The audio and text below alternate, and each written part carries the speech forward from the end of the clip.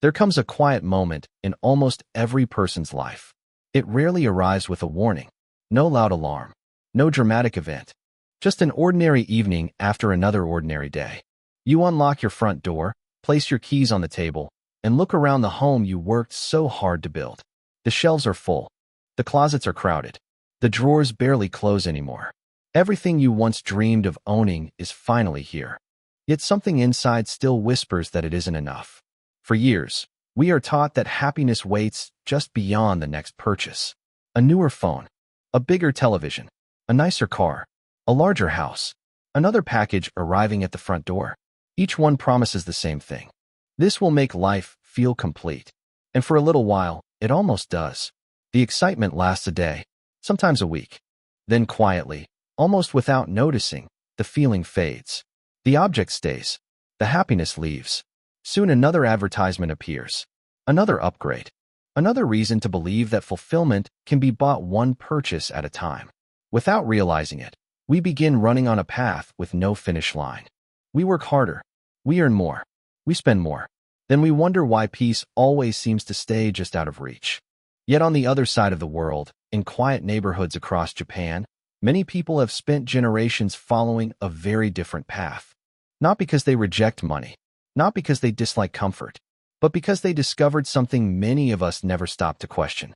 The richest life is not always built by adding more. Sometimes it begins by gently asking one simple question: what is already enough? Tonight, we begin the story of a man named Kenji. His life looked successful from the outside. A stable career, a comfortable apartment, a respectable income. Friends believed he had everything. They were wrong. Because every month, despite earning more than he ever imagined in his 20s, he ended with the same uneasy feeling. His money disappeared. His home became more crowded. His mind became more restless. What changed his life was not a promotion. It was not winning the lottery. It was not discovering a secret investment. It began with one rainy evening. And one question that most people never dare to ask themselves. The rain had already stopped by the time Kenji turned the key and stepped inside his apartment. The room was quiet. So quiet that he could hear the soft humming of the refrigerator from the kitchen. He placed his briefcase on the floor and stood still for a moment. Nothing was wrong. Nothing had happened. It had been an ordinary Tuesday. Meetings, emails, a quick lunch eaten at his desk, the train ride home. Exactly the kind of day he had lived hundreds of times before. Yet something felt different. He slowly walked across the room. His eyes drifted from one object to another. A camera he had promised himself he would learn to use, still inside its case. A collection of expensive coffee equipment. Most mornings, he still bought coffee from the station. 3 shelves filled with books, many still unopened. Boxes tucked beneath the bed. Clothes hanging inside a wardrobe so crowded that finding a single shirt had become a daily frustration. None of these things had entered his life by accident. Every purchase had once carried a promise. This will make life easier. This will save time. This will make me happier. This will be worth it. At the time, every reason sounded perfectly reasonable. But standing there that evening, Kenji realized something he had never noticed before. Every object was asking something from him. Some demanded cleaning. Others needed organizing. Many needed repairing. Some reminded him of money he had spent but never truly enjoyed. The apartment had not become a place to rest. It had quietly become another responsibility. He sat down on the wooden floor with a cup of warm tea. No television, no music, no phone in his hand, just silence. For the first time in months, he allowed himself to simply look. Not at the walls, not at the furniture, but at the life he had slowly built around himself. A strange thought appeared. It was so simple that he almost laughed. When did I begin working for my possessions instead of letting them work for me? The question stayed with him. He looked toward the shelves again. Every item represented hours of his life. Hours spent earning the money. Hours spent choosing it. Hours spent maintaining it. Hours spent making space for it. One by one, those hours had quietly accumulated. He had never noticed because they had disappeared little by little, like drops of water filling a bucket. No single purchase had changed his life. Thousands of small purchases had. Kenji wasn't poor. In fact, his salary had increased several times over the past decade. His apartment had become nicer, his furniture more expensive, his wardrobe more fashionable, his electronics more advanced. Yet the freedom he imagined those things would bring never seemed to arrive. Instead, every raise had quietly introduced another expense. A better phone plan, a larger apartment, more subscriptions, more conveniences, more things to protect, more things to replace. Without realizing it, his lifestyle had been expanding at exactly the same speed as his income. He wasn't building wealth. He was building maintenance. That night, Kenji didn't decide to become a minimalist. He didn't make a list. He didn't watch motivational videos. He simply opened one drawer beside his desk. Inside were dozens of things he had completely forgotten. Old cables, instruction manuals, gift cards that had already expired, pens that no longer worked, receipts from purchases he couldn't even remember making. He smiled quietly, not because the drawer was messy, but because it reminded him of something deeper. How much of life we carry simply because we never stop long enough to ask whether we still need it. He reached inside, picked up the first forgotten item, and gently placed it into a box. He had no idea that one small decision would slowly transform everything that followed. The following Saturday, Kenji woke up earlier than usual. Not because he had somewhere to be, not because he had plans. He simply couldn't stop thinking about the box sitting quietly beside his desk. Inside were only a handful of forgotten belongings. Yet somehow, the room already felt different. There was a little more space, a little more light. It wasn't the apartment that had changed. It was the feeling inside it. After breakfast, he decided to take a walk through a nearby park. The morning air was cool. Children laughed in the distance. An elderly couple moved slowly beneath rows of cherry trees. Near a small pond, an old man sat alone on a wooden bench. He wore simple clothes. Nothing expensive, nothing that attracted attention. Beside him rested a worn leather bag that looked as though it had traveled with him for decades. As Kenji passed, the old man smiled politely. "Beautiful morning," he said. Kenji smiled back. "It is." For reasons he couldn't explain, he stopped walking. Instead, he sat down on the other end of the bench. For several minutes, neither of them spoke. They simply watched the ripples spreading across the surface of the water. Finally, the old man broke the silence. "Your mind looks heavier than your body." Kenji looked at him, surprised. "I'm sorry." The old man chuckled softly.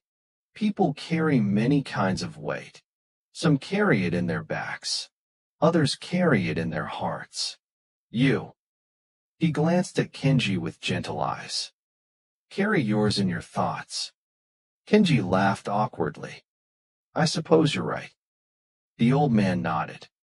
"Most people think their problems come from not having enough." He paused.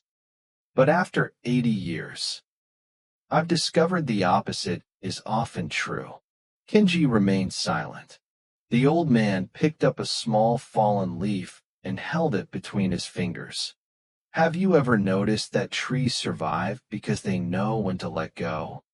They never argue with autumn. They never cling to leaves that have finished their purpose. They release them, and because they release them, they bloom again." The words settled gently into the morning air. Kenji found himself staring at the leaf. He thought about his apartment, his overflowing closets, the unopened boxes, the forgotten purchases, the growing list of monthly payments. For years, He had believed that holding on meant security. What if holding on was exactly what kept him trapped? The old man stood slowly. Before leaving, he adjusted the strap of his old leather bag. It isn't only objects that fill a life. He smiled. Sometimes habits do. Sometimes fear does. And sometimes the person we used to be keeps occupying space meant for the person we're becoming. With that, he bowed gently and walked away. Kenji watched until the old man disappeared among the trees. He never learned his name. He never saw him again. But years later, whenever people asked what first changed his life, Kenji never spoke about money. He never mentioned budgets. He never talked about investing. He always remembered one quiet Saturday morning, and an old man who taught him that the strongest trees are not the ones that hold on the longest. They are the ones that know exactly when to let go. The old man's words stayed with Kenji far longer than he expected, not because they were complicated, but because they were impossible to ignore. Over the next few days, he began noticing something he had overlooked for years. Advertisements were everywhere. On the train, on his phone, on the streets, even inside the convenience store where he stopped every morning. Each one carried a quiet promise. You'll feel better. You'll be more successful. You'll finally have what you've been missing. It was never said directly. It didn't have to be. The message had become part of everyday life. Without realizing it, he had been listening to it for years. One evening after work, Kenji walked into a department store. Normally, he would wander from floor to floor, buying something small before going home. Nothing expensive, just enough to reward himself after another long day. A new notebook, a kitchen gadget, a shirt on sale, something that made the day feel worthwhile. But this time, he stopped before reaching for anything. Instead, he stood quietly and watched the people around him. A young couple comparing expensive watches. A businessman holding the newest smartphone. A student carrying shopping bags almost too heavy to lift. Everyone seemed busy searching for something that could not be placed inside a bag.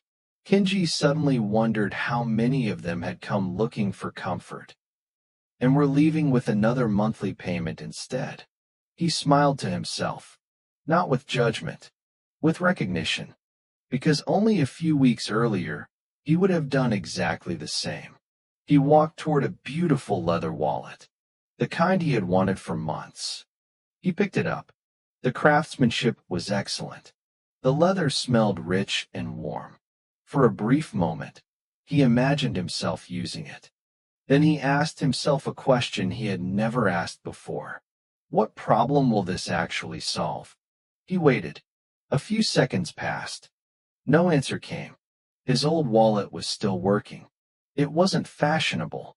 It wasn't new. But it carried his money just as well as it had yesterday. Slowly, he placed the new wallet back on the shelf. An unexpected feeling appeared. It wasn't disappointment. It wasn't sacrifice. It was relief. For the first time in years, he walked out of a store with empty hands and a peaceful mind. On the train ride home, he realized something that quietly changed his understanding of wealth. Every purchase costs more than money. It costs attention. It costs time. It costs future decisions. It asks to be cleaned, stored, protected, repaired, eventually replaced. The price tag is only the beginning. The true cost continues long after you leave the store. That evening, Kenji opened a notebook and wrote a single sentence across the first page. Every unnecessary possession asks for a piece of my life. He looked at the words for several minutes. Then he turned the page. For the first time, instead of making a shopping list, he began making a freedom list. Things he no longer needed. Subscriptions he barely remembered. Habits that quietly emptied his wallet. promises he had made to impress people who were no longer part of his life. The list grew longer than he expected, and with every line he wrote, his future felt just a little bit lighter. The notebook remained open on Kenji's kitchen table. Every evening after work, before he made dinner or turned on the television, he added another line. Not about how much he earned, not about how much he spent, but about why he spent it. At first, the answers were uncomfortable. I was tired. I wanted to celebrate. I felt left behind. I saw someone else buying it. I thought I deserved it. For years, Kenji had believed he was making rational financial decisions. Now he realized that many of them had nothing to do with logic. They were emotional. They were automatic. They happened so quickly that he rarely noticed them. One Friday evening, a message appeared in the company group chat. Several co-workers were planning to buy the newest smartwatch that had just been released. Photos filled the conversation. People compared colors, features, accessories. Someone joked that anyone still wearing last year's model had become old-fashioned. Months earlier, Kenji would have laughed along. He probably would have placed an order before going to bed. Instead, he quietly looked down at the watch already on his wrist. It still told the time. It still tracked his walks. It still worked perfectly. He smiled. Then he closed the conversation. For the first time, he realized something that had been controlling him for years. Comparison creates desires that never belong to us. Many of the things we chase are not born from our own hearts. They are borrowed from someone else's expectations. That realization stayed with him over the following weeks. Before buying anything, he developed a simple habit. Whenever he felt the urge to make a purchase, he stopped. He took one slow breath. Then he asked himself 3 quiet questions. If nobody else ever saw this, would I still want it? If I already own nothing like this, would this truly improve my life? And 1 year from today, will I even remember buying it? Sometimes the answer was yes. When it was, he bought without guilt. But surprisingly, most of the time, the excitement disappeared before he even reached the checkout. Not because he had forced himself to resist, because he finally understood where the desire had come from. The money stayed in his bank account. The peace stayed in his mind. Week after week, something else began changing. His savings slowly grew. Not dramatically, not overnight, just quietly, almost invisibly. There was no feeling of deprivation, no sense of sacrifice. Instead, each dollar he didn't spend became something different. A choice, a possibility, a little more room for tomorrow. One evening, while reviewing his notebook, Kenji noticed a pattern. The purchases that had brought him the greatest happiness were rarely the most expensive. A simple dinner with his parents, a train ride to the mountains, a book that he actually finished, an afternoon spent walking beneath autumn trees. None of those memories required luxury. None demanded upgrades. Yet years later, they were still vivid in his mind. The expensive gadgets he once couldn't wait to own. He could barely remember where most of them had gone. That night, Kenji wrote another sentence across the bottom of the page. The things that cost the most are often remembered the least. He closed the notebook, turned off the lights, and for the first time in many years, he fell asleep without thinking about what he needed to buy next. Winter arrived quietly in Tokyo. The mornings became colder. The train windows fogged with every breath. People hurried through the streets with their collars pulled high, chasing another busy day before the sun had fully risen. For Kenji, however, something had begun to slow down. Not the city, not his work, his mind. Months had passed since he first placed that forgotten cable into a small cardboard box. The apartment looked different now. Not empty. Intentional. Every object had a place. Every room felt easier to breathe in. When friends visited, some were surprised.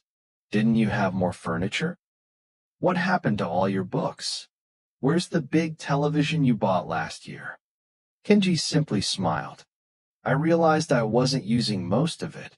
Some nodded politely. Others looked confused. One coworker laughed. I could never live like this. I enjoy nice things too much. Kenji didn't argue, because he understood something he hadn't understood before. Minimalism wasn't about convincing other people.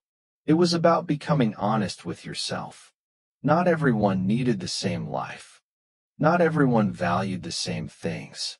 The goal wasn't to own less than everyone else. The goal was to stop owning more than you actually needed. One afternoon, while eating lunch with an older colleague named Hiroshi, the conversation drifted toward money. I heard you've been saving a lot lately, Hiroshi said with a smile. Kenji laughed softly. I don't think I'm saving more.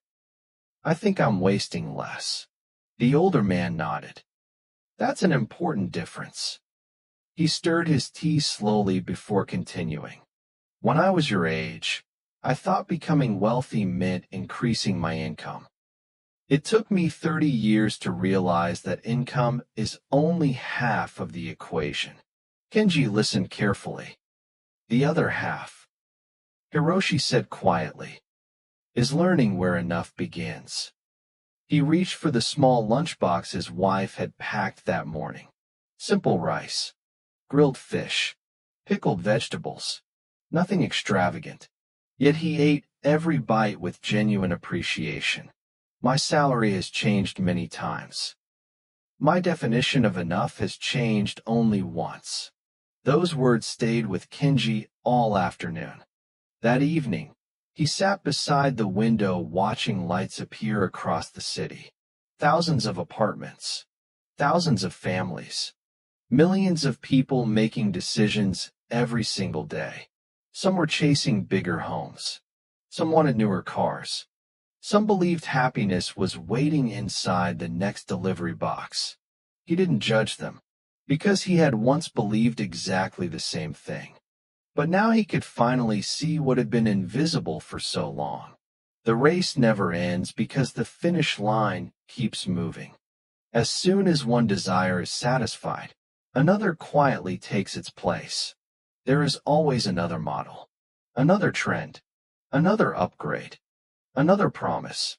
If happiness depends on reaching the next one, then happiness will always stay one step ahead.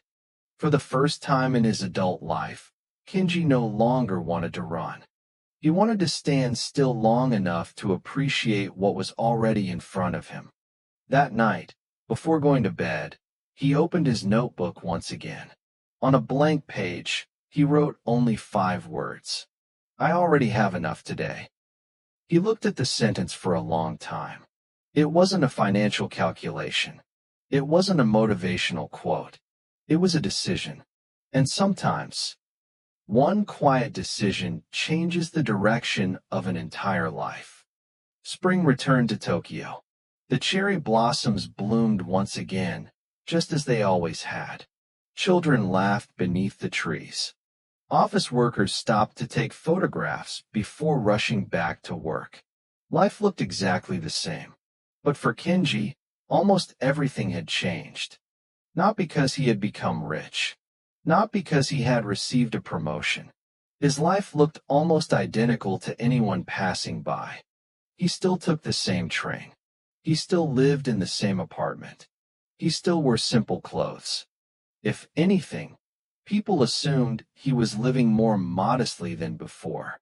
Few of them knew the truth. Every month, while many of his friends spent nearly everything they earned, a quiet gap had begun to grow. A gap between what came in and what quietly remained. At first, the amount seemed almost too small to matter. A little money left untouched. Then another month. Then another. Without excitement. Without celebration. Without anyone noticing, the number continued to grow. One afternoon, an unexpected expense arrived. His apartment building required repairs. Every resident needed to contribute. Several of his neighbors immediately began worrying. Some talked about using credit cards. Others discussed borrowing money until their next paycheck. Months earlier, Kenji would have joined the same conversation. Instead, he quietly transferred the payment from his savings. No panic, no stress, no sleepless night. As he walked home that evening, he realized something surprising. The greatest purpose of savings was never to impress anyone. It was to remove fear. That realization changed the way he viewed money forever. Money was no longer something to spend as quickly as possible, nor was it something to collect simply for the sake of having more. It had become something far more valuable, a source of calm. A few weeks later, his company announced major restructuring. Departments would be merged. Positions would disappear. Rumors spread through the office faster than official information. People whispered in hallways. Lunch conversations became tense. Some employees admitted they had only enough savings to cover a single month without work. Kenji felt concern, but not panic. For the first time in his career, he understood what financial freedom truly meant. It wasn't retiring at 40. It wasn't owning luxury homes. It wasn't driving an expensive car. Financial freedom began much earlier than that. It began the moment fear stopped making every decision for you. Whether he kept his job or not, he knew he had time. Time to think. Time to choose carefully. Time to avoid desperate decisions. That time had been quietly purchased over hundreds of ordinary days. Not through one brilliant investment, not through extraordinary luck, but through thousands of small moments when he had chosen patience instead of impulse. One evening, while watching the sun disappear beyond the rooftops, he remembered something the old man in the park had once said. People carry many kinds of weight. Only now did Kenji fully understand. Debt is weight. Constant comparison is weight. The pressure to appear successful is weight. The endless chase for more is weight. When those burdens slowly disappeared, something else appeared in their place. Space. Not empty space. Living space. Breathing space. Thinking space. The kind of space that allows a person to make wise decisions instead of fearful ones. Looking around his apartment, Kenji smiled. Visitors still saw an ordinary home, an ordinary salary, an ordinary man. They couldn't see what mattered most. The quiet confidence, the growing peace, the invisible foundation being built beneath every ordinary day. Some forms of wealth can be displayed. Others can only be felt. And as Kenji would soon discover, the wealth no one notices is often the wealth that changes a life forever. Several months later, Kenji received an invitation to a reunion with former university classmates. It had been nearly 15 years since graduation. Some had become executives. Some had started businesses. Others had moved overseas. As he entered the restaurant, familiar faces welcomed him with warm smiles and loud laughter. For a while, the conversations felt exactly as he remembered. People shared stories about careers, promotions, new houses, luxury vacations, the latest cars, the newest technology. Success seemed to fill every corner of the room. At least, that was how it appeared. As the evening continued, something unexpected happened. When the laughter faded and smaller conversations began, the truth quietly surfaced.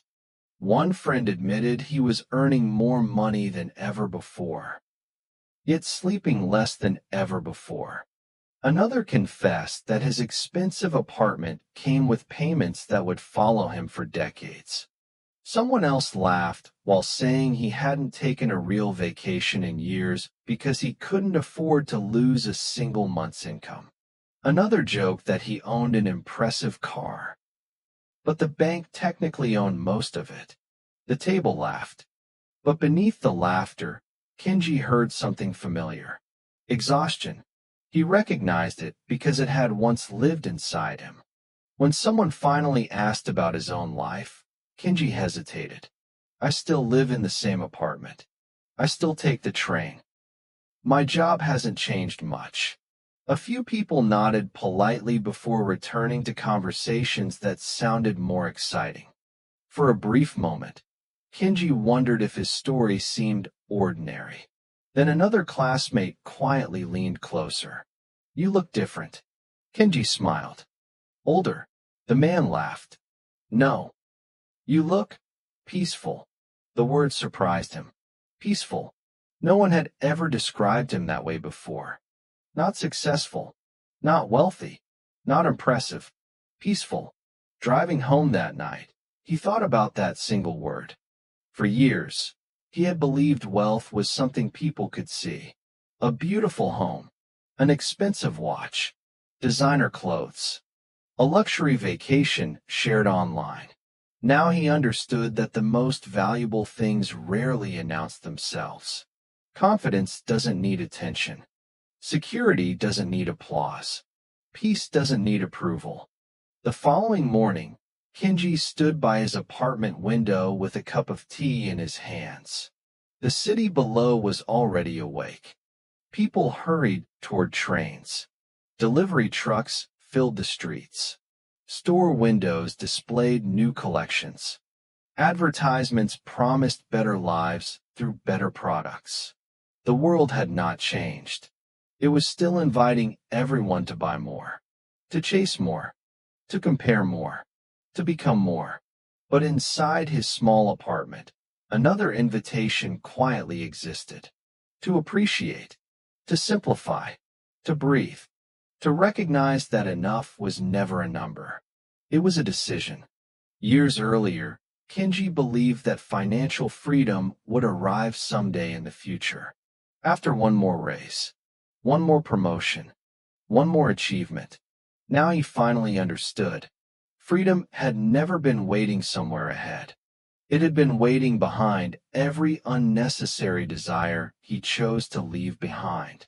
Real wealth had entered his life so quietly that he almost missed the moment it arrived. It wasn't the day his savings reached a certain number. It wasn't the day his salary increased.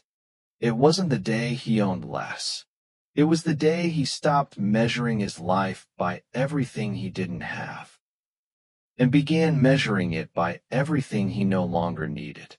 Perhaps that is why the wealthiest people are not always the easiest to recognize, because the richest person in the room may simply be the one who has already discovered that enough is enough. A year passed, then another. Life continued the way life always does. The seasons changed. The trains arrived on time. The city kept moving. New products filled the store windows. New advertisements promised a better life. New trends appeared almost every month. Yet something remarkable had happened. For the first time since becoming an adult, Kenji no longer felt the urge to chase every new promise. He still bought things. He still enjoyed good food. He still replaced what had worn out. But every decision now began with the same quiet question. Does this add value to my life? Or does it simply satisfy a feeling that will disappear tomorrow? Most of the time, the answer arrived almost immediately. And with every unnecessary purchase he quietly walked away from, something invisible continued to grow. Not only his savings, his confidence, his patience, his gratitude, his freedom. One evening, as the sun slowly disappeared behind the skyline, Kenji opened the same notebook he had started months earlier. The first pages were filled with questions. Pages about unnecessary spending. Pages about habits.